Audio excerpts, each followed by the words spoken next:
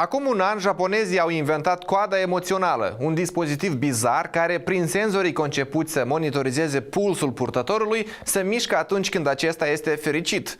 3 studenți de la Universitatea Victoria din Wellington la fel au pus la încercare inteligența emoțională a unui robot. Dacă vă interesează despre ce este vorba, rămâneți cu noi. Sunt Eugen Frimu și dau startul unei noi ediții a emisiunii Publica Online, care aduce cele mai proaspete știri din domeniul științei moderne și a tehnologiilor informaționale. Astăzi în emisiune. Știrile de azi. Metroul londonez va avea trenuri fără conductor. 3 ingineri au creat un robot de companie care are forma unei lămpi de masă, iar HTC a lansat un nou smartphone.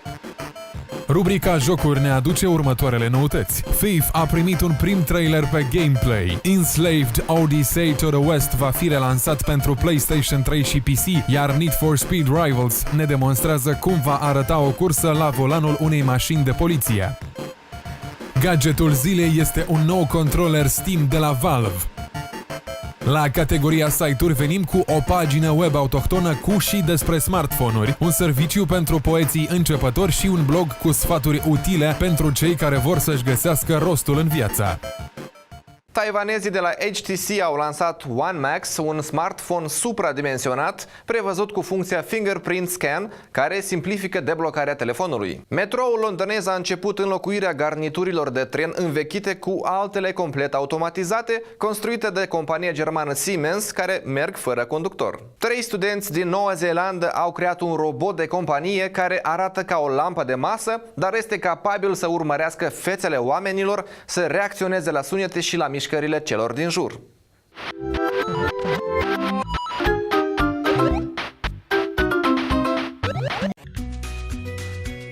La 150 de ani de la inaugurare, metroul londonez pregătește înnoirea garniturilor. Inițial, în primul metrou din lume se foloseau trenuri propulsate de locomotive cu aburi, iar acum se pregătește lansarea garniturilor de tren complet automatizate, adică fără conductor. Trenurile Inspiro, construite de Siemens, reprezintă adevărate minunății tehnologice. Chiar dacă prețul unei singure garnituri este de 1 milion de lire sterline, investiția pare a fi una rentabilă. Noile trenuri sunt cu 20% mai ușoare decât cele aflate în exploatare și au un consum cu 30% mai mic. Capacitatea de transportare a fost și ea îmbunătățită cu 30%. Accesul călătorilor în vagoane va fi ușurat de ușile mai largi. În același timp, trenurile fără conductor ar putea supăra sindicatele din transportul britanic, deoarece vor lăsa fără un loc de muncă câteva sute de persoane. Dar acesta este prețul plătit pentru progres. Prima garnitură Inspiro a fost deja pusă în funcțiune în scop promoțional pe data de 8 octombrie.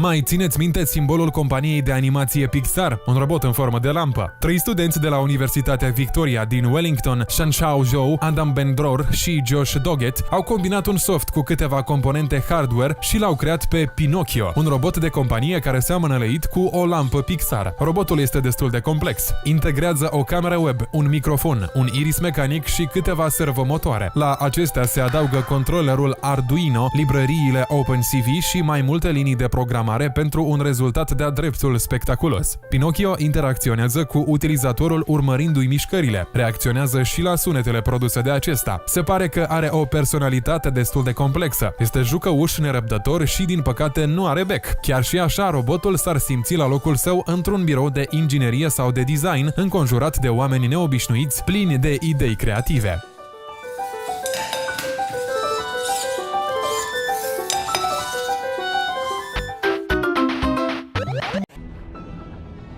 HTC One Max dispune de un hardware puternic, chipset Snapdragon 600 cu procesor Kite 300 quad-core tactat 1.7 GHz, 2 GB RAM, 16 sau 32 GB spațiu intern, rulează Android 4.3 Jelly Bean. În plus, utilizatorii mai primesc 50 de GB de stocare oferiți gratuit în Google Drive. Noul phablet are un ecran de 5,9 inch cu rezoluție Full HD de 180 de pixeli, camera din spate de 4 megapixel poate filma HD, iar camera frontală are 2,1 megapixel. Modul Dual Capture permite folosirea în același timp a ambelor camere pentru a surprinde momente memorabile alături de reacția ta într-o singură fotografie sau clip video. Pe partea din spate a smartphone-ului este situat un scanner de amprente. Acesta poate fi programat pentru perceperea amprentelor a 3 degete și poate fi folosit pentru a debloca telefonul sau pentru a lansa aplicații. HTC One Max este al doilea terminal după iPhone 5s care oferă un senzor de citire a amprentei și care folosește la deblocarea device-ului.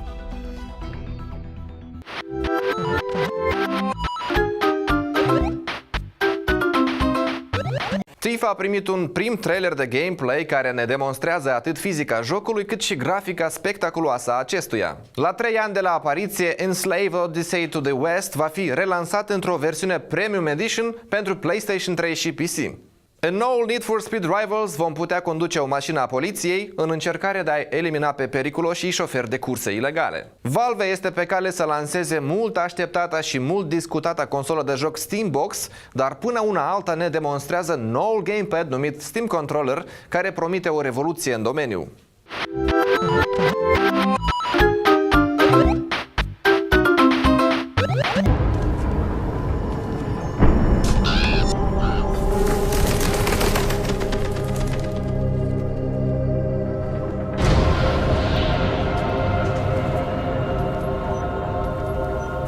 I've been away, but I couldn't tell you where. The city has changed. I've changed.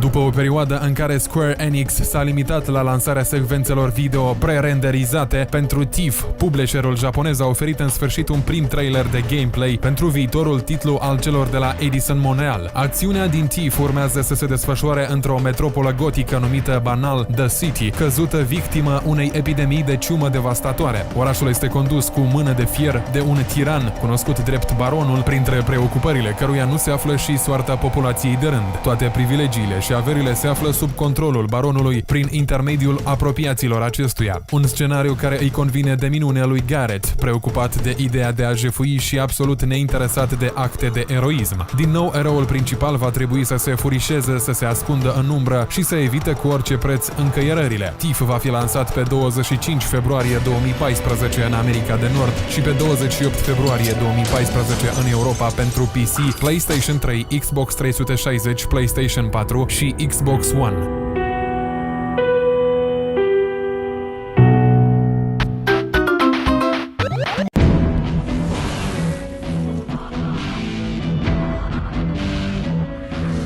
We better move. If you die, I die. I ain't gonna let that happen. Enslaved Odyssey to the West, penultima creație a celor de la Ninja Theory, va fi relansat curând într-o versiune Premium Edition pentru PlayStation 3 și PC. Va fi prima dată când jocul va ajunge pe PC, lansarea inițială din 2010 fiind dedicată doar consolelor PlayStation 3 și Xbox 360. Enslaved Odyssey to the West este un joc de action-adventure în care gamerii trebuie să intre în pielea lui Monkey, un supraviețuitor al unui univers post-apocaliptic. Interpretat de actorul Eddie Serkis, Monkey se vede nevoit să o însoțească și să o protejeze cu orice preț pe Trip, o tânără care încearcă să se întoarcă în rândurile propriului trib. Jocul are la bază motorul grafic Unreal Engine 3 și este așteptat în cursul acestei luni, când va fi lansat pentru PC și PlayStation 3.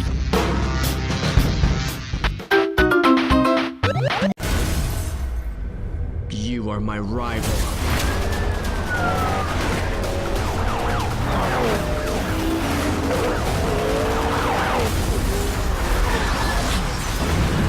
La fel ca în îndepărtatul 1999, când a fost lansat primul Need for Speed Hot Pursuit, noul Need for Speed Rivals ne va permite să conducem o mașină a poliției în încercarea de a-i elimina pe periculoșii șoferi de curse ilegale. În clip putem observa cum se desfășoară o sesiune de joc la bordul unui puternic Aston Martin din dotarea poliției. De această dată avem parte de câteva exemple de acțiuni pe care jucătorii vor fi nevoiți să le realizeze pentru a progresa în cadrul jocului, atât în postura de șofer de curse ilegale, cât și alături de polițiști. Ambele tabere vor avea la dispoziție numeroase gadgeturi pentru upgrade, turbo boots, aparate de bruiaj sau EMP-uri pentru șoferii de curse și shockwave-uri, roadblock-uri sau elicoptere pentru polițiști. Need for Speed Rivals va fi lansat pe 19 noiembrie 2013 pentru Xbox 360, PlayStation 3 și PC. Versiunile Next Gen pentru PlayStation 4 și Xbox One vor fi lansate începând cu 22 noiembrie 2013.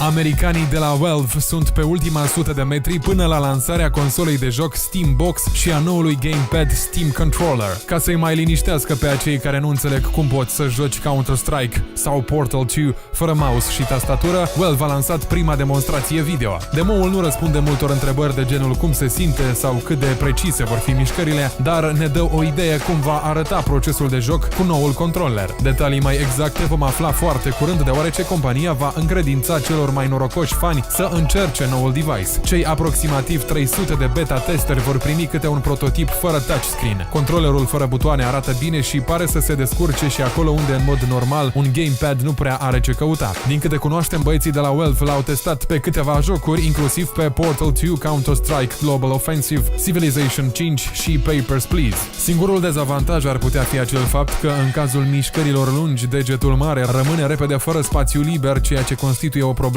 atunci când mișcarea trebuie repetată. În cazul unui gamepad clasic, problema nu apare, dar la un shooter ar putea produce incomodități.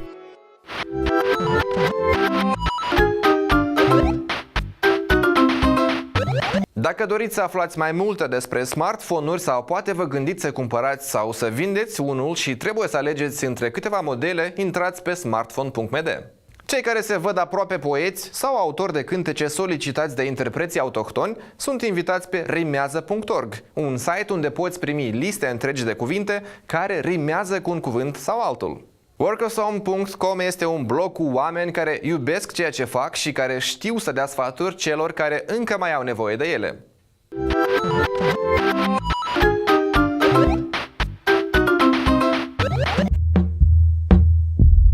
La sigur, smartphone-ul este astăzi cel mai popular tip de telefon mobil. Modelele simple devin deja istorie. Dacă doriți să aflați cât de performant este un smartphone sau altul, să le comparați între ele, ba chiar să cumpărați sau să vindeți unul, intrați pe smartphone.md, un proiect specializat în domeniul tehnologiei informației și telecomunicațiilor. Site-ul pune la dispoziția utilizatorilor o platformă performantă de amplasare a anunțurilor, știri din lumea telecomunicațiilor, un mini-forum pe care puteți dezbate orice temă, un convertator valutar pentru a afla prețul în valuta necesară, dar și multe altele.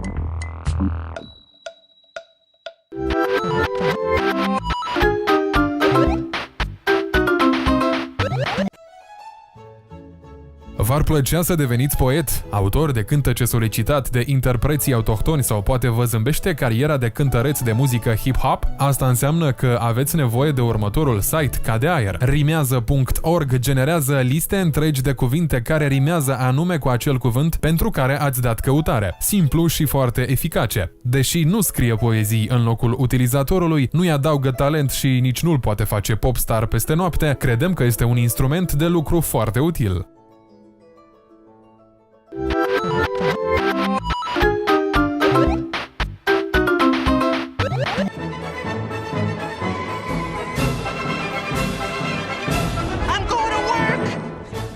O veche zicală spune: găsește-ți o meserie pe plac și nu vei fi nevoit să muncești nici măcar o zi din viața. Altfel spus, vă veți ocupa de ceea ce vă place, iar pentru mulți oameni asta nu înseamnă muncă, ci realizarea propriilor talente. Dacă încă nu știți ce ați vrea să faceți în viață, încercați să vă inspirați de la cei care și-au găsit deja ocupația preferată. Îl găsiți pe workawesome.com, un blog al celor care iubesc ceea ce fac. Este creat de oameni minunați pentru acei care doresc să devină minunați. Un blog de pasionați pentru pasionați. Pe Work Awesome veți găsi articole utile despre cum să te apuci de un lucru sau altul, cum să duci ceea ce ai început până la bun sfârșit și cum ai putea să încerci ceva nou, dar și sfaturi de viață în diferite domenii scrise cu pasiune, dragoste și înțelegere. Site-ul este în engleză, are un trafic lunar de circa 500.000 de vizitatori din 188 de țări, însumând astfel înțelepciunea pe întregul mapamond.